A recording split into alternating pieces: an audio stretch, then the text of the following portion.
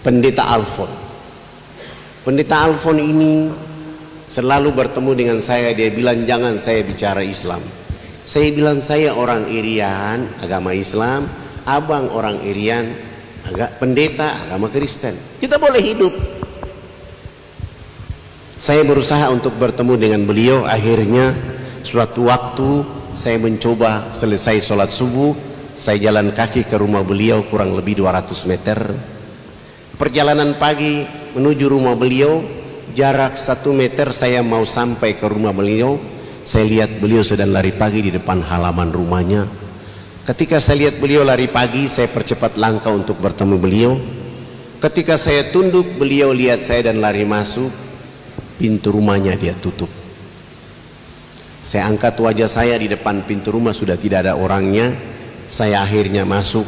Saya ketuk pintu rumahnya di pagi hari itu. Selamat pagi. Yang keluar dari dalam adalah istri beliau. Pagi, ada apa? Ibu, saya mau ketemu dengan abang pendeta Alfon. Istrinya langsung mengatakan, mohon maaf, Bapak tidak ada di rumah.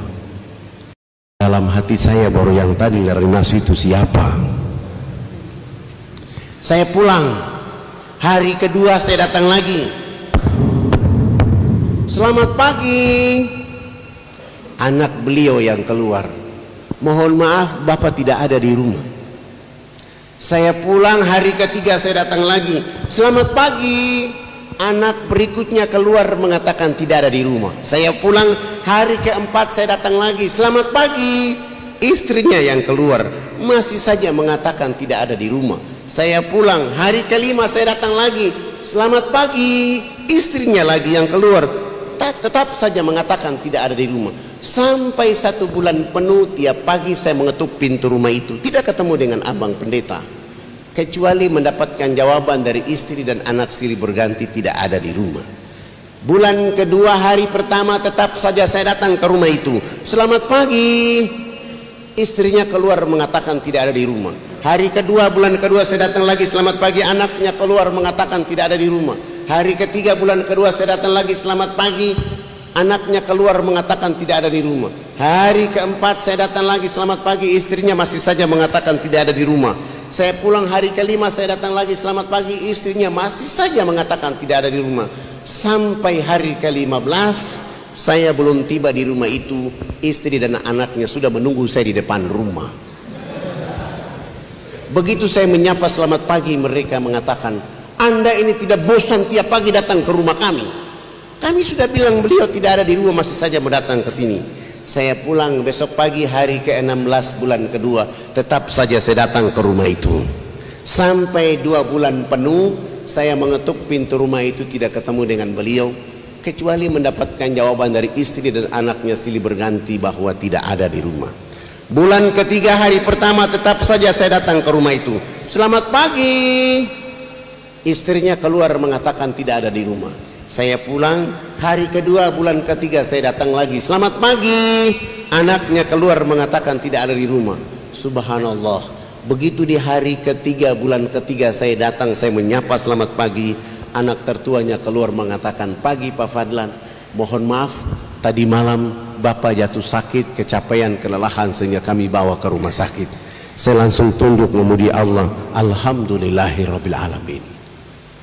Saya tidak pulang, saya melanjutkan perjalanan dari rumah beliau ke rumah sakit untuk cari tahu keadaan yang sebenarnya. Begitu sampai ke rumah sakit, saya tanya, mereka membenarkan dia ada di rumah sakit tadi malam dan sedang ada di kamar VIP nomor 48. Saya tidak langsung ke kamar itu, saya keluar dulu, ada orang jual buah-buahan di luar sana, saya beli, saya bungkus, dibungkus jadi parcel, lalu saya bawa dan berjalan menuju kamar nomor 48. Setiba saya di depan pintu kamar itu, saya ketuk dari luar. Selamat pagi.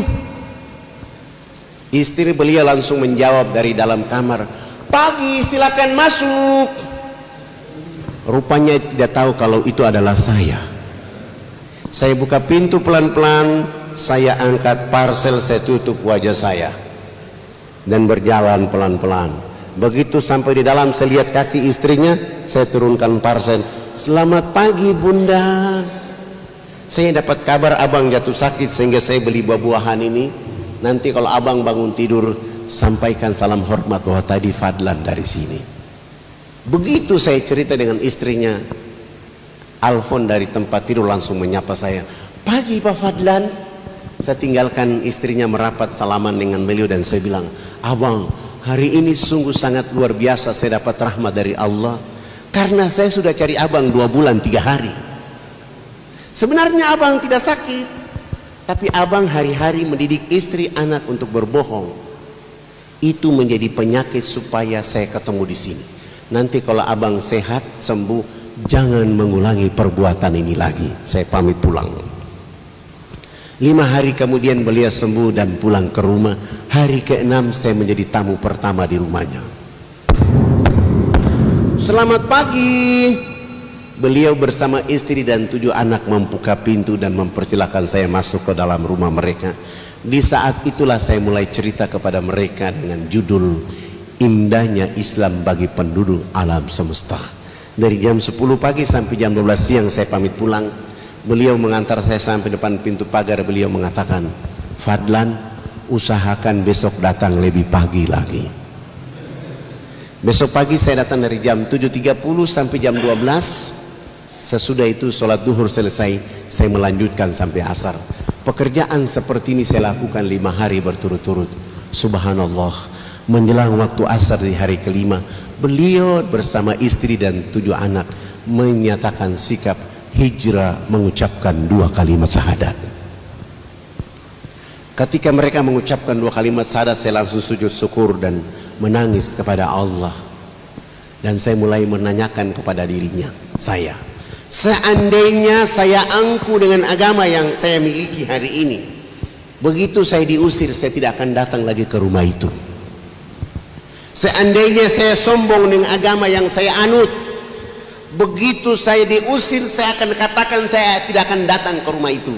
Terima kasih Allah ya Rabb, Engkau telah menanamkan kesabaran kepadaku tentang pekerjaan ini, dan hari ini Engkau telah menghadiahkan kepada saudaraku, mereka menyebut namamu dan menyebut nama Rasul Muhammad sallallahu alaihi wasallam. Keluarga ini hijrah, saya ada sedikit uang, sewa rumah yang sedikit besar, saya pindahkan mereka dan menuntun mereka untuk sholat 5 waktu dan menuntun mereka untuk bisa baca Quran. Nama Alfon saya ganti dengan nama Abu Sofyan. Begitu hari Jumat sudah mulai masuk ke masjid, sholat Jumat, sholat asar, sholat maghrib, sholat isya, sholat subuh. Tapi begitu hari Minggu pagi, orang masih menunggu dia di tempat lamanya dari jam 6 pagi sampai jam 11 siang. Tidak mungkinlah Abu Sofyan ke sana karena sudah takbir. Akhirnya Fadlan dicari, ditahan tanpa proses apa-apa, langsung suruh nginap selama 3 bulan di penjara. Alhamdulillah. Keluar tetap saja berdakwah, bergeser dari kota ini ke kampung ini kurang lebih 179 km. Begitu datang ke sana ternyata nama saya sudah dikasih tahu dengan teman-teman. Saya menuju rumah kepala suku. Kepala suku berdiri di balik pintu rumah dengan tombak. Lalu dia angkat tombak itu, dia lempar, kena di betis kaki kiri saya dan saya terjatuh.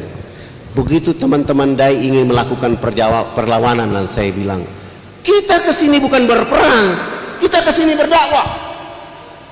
Dan tombak di betis kaki kiri saya ini adalah konsekuensinya orang berdakwah. Jangankan Fadlan, Rasul Muhammad SAW datang ke Taif, dilempar sampai tumpitnya berdarah-darah, tidak ada balasan apapun kecuali Rasulullah mendoakan mereka. Tugas kalian adalah mencabut tombak dari betis kaki kiri saya. Begitu dicabut, saya dilarikan ke rumah sakit, harus tidur di sana selama 3 bulan masa penyembuhan. Setelah sembuh sehat walafiat, saya coba lari pagi, kaki saya sudah kuat, dan saya bilang, kita kembali ke kampung itu lagi. Teman-teman mengatakan, Ustadz kan sudah ditombak di sana, untuk apa kita ke sana? Hei, jangan bangun kebencian dan permusuhan dengan orang. Tugas kita berdakwah. Akhirnya kami datang ke kampung itu. Saya turun dari kendaraan menuju rumah kepala suku. Sebelum masuk ke rumah, di halaman rumah itu ada anak tertua beliau. Saya dekati beliau dan saya tanya, "Abang, ada bapak kepala suku?" "Ada, tapi beliau terserang penyakit malaria. Kami tidak punya uang, kami tidak punya mobil, sehingga kami tidak bisa bawa bapak ke rumah sakit." Saya langsung jawab, "Saya datang ini menjemput bapak kepala suku, abang dengan mama, kita bawa ke rumah sakit biar mengobati bapak di rumah sakit." Anak tertuanya mengatakan, "Tapi kan abang sudah ditombak bapak beberapa waktu yang lalu." "Itu urusan lain. Urusan sekarang adalah kita harus menyelamatkan bapak kepala suku." Akhirnya beliau masuk, kasih tahu bapaknya dan mamanya. Kami bawa beliau rawat di rumah sakit selama 2 minggu, sembuh sehat walafiat. Kami siapkan bekal hidup untuk mereka, kami antar pulang mereka ke kampung halaman, kami kembali ke kota. 1 minggu kemudian baru kami kembali ke sana berdakwah. Subhanallah, baru 3 hari bicara Islam, kepala suku bersama istri dan 13 anak, ditambah 15 kepala keluarga di kampung kecil itu pun hijrah, mengucapkan 2 kalimat syahadat. Ribut lagi, Fadlan dicari lagi, ditahan, nginap di penjara selama 6 bulan. Alhamdulillah, setelah 6 bulan itu selesai, keluar tetap saja berdakwah, bergeser di atas ini. Subhanallah, baru 2 bulan berdakwah, Allah kasih hidayah kepada 30 kepala keluarga. Ribut lagi, Fadlan diambil lagi untuk nginap selama 9 bulan di sana. Hari terakhir dari bulan ke-9 keluar, orang yang mengambil saya di 3 bulan pertama, 6 bulan kedua dan 9 bulan yang ketiga, dia buka gembok itu dan dia maki-maki saya di sana. "Ruangan ini tidak ada wajah orang lain kecuali wajah Anda ini. Kenapa Anda tidak takut?" Saya bilang, "Saya bukan maling, saya bukan pembunuh, saya bukan penjahat, saya juga bukan pemberontak. Saya hanya ingin mencerdaskan saudara-saudara saya di negeri ini agar pasti tunduk memuji Allah Subhanahu wa Ta'ala. Kalau abang mau menangkap saya, silahkan. Tapi saya mau bilang sama abang, orang kaya abang ini suatu saat akan ditangkap oleh Allah, disiksa oleh Allah habis-habisan karena abang salah menangkap orang." Beliau langsung mengatakan, "Jangan kau kasih takut-takut saya." Di saat itulah dia bawa pulang saya ke rumahnya, suruh saya cerita Islam kepada mereka. 8 jam kemudian beliau bersama istri dan 5 anak pun hijrah mengucapkan 2 kalimat syahadat. Saya mulai berpikir, tidak ada pekerjaan yang paling asik di dunia ini kecuali berdakwah. Siapa orang yang melakukan pekerjaan berasik ini karena Allah dan Rasulnya, pasti dia difitnah, dicemooh, dicurigai, dipanah, ditombak, ditembak, dipenjara, bahkan dibunuh. Tapi Allah akan ganti dengan hidayah lebih cepat daripada angin.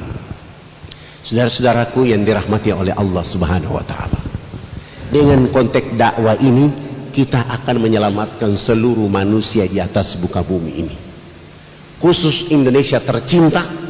Kita harus merapatkan barisan. Teman-teman polisi harus bisa berdakwah, teman-teman tentara harus bisa berdakwah, teman-teman RT, RW, camat bisa berdakwah. Kalau kita semua yang ada di republik ini mengambil peranan dakwah menjadi orang Islam di republik ini, yang kita dapatkan adalah kemakmuran untuk bangsa ini. Oleh karena memakmurkan hati-hati manusia untuk tunduk memuji Allah Subhanahu wa Ta'ala.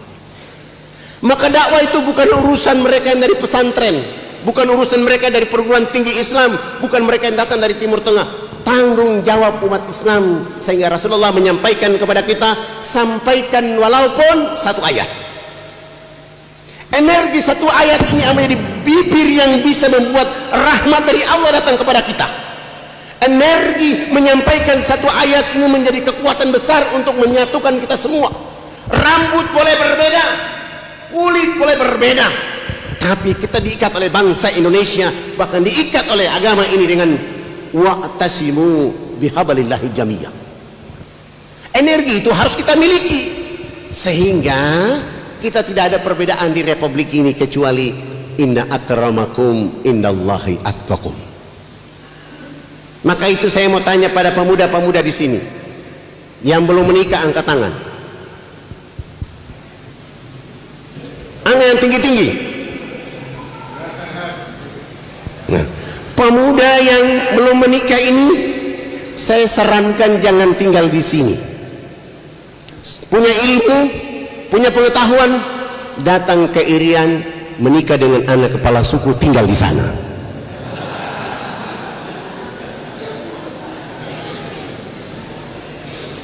Kalau tinggal di sini, nikah sama orang di sini, anakmu anak Jawa. Tapi kalau nikah dengan anak Irian, anakmu adalah anak Indonesia.